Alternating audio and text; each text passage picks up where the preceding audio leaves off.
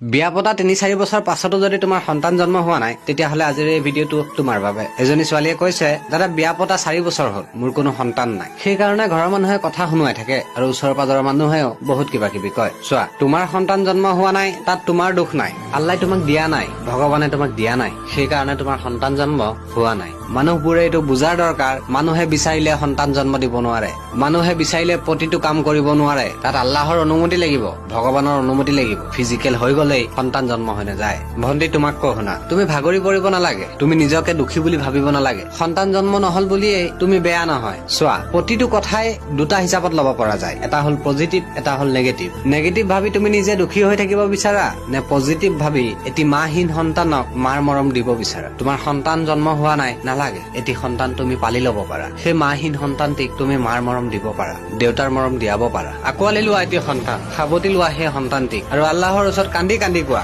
ভগৱানৰ ওচৰত কান্দি কান্দি কোৱা যে আজিৰ পৰা এই সন্তানটিক মাকৰ অভাৱ হ'ব নিদিওঁ, আজিৰ পৰা এই সন্তানটিক মাকৰ মৰমৰ অভাৱ হ'ব নিদিওঁ, আজিৰ পৰা এই সন্তানটিক দেউতাকৰ মৰমৰ অভাৱ হ'ব নিদিওঁ, আজিৰ পৰা এই সন্তানটিৰ দায়িত্ব মই লম। তাৰ পাছত চাবা তোমাৰ হৃদয়খন কেনেকৈ ঠাণ্ডা পৰে। সকলোকে মই এটা কথা কওঁ, শ্বেয়াৰ কৰি দিয়া এই ভিডিঅ'টো। তোমাৰ এটা শ্বেয়াৰত যদি এটি মাহীন সন্তানে মা পায়, সন্তানহীন মায়ে যদি সন্তান পায়, তাতকৈ আৰু গৌৰৱৰ কথা তোমাৰ আৰু মোৰ বাবে কি আছে? ধন্যবাদ।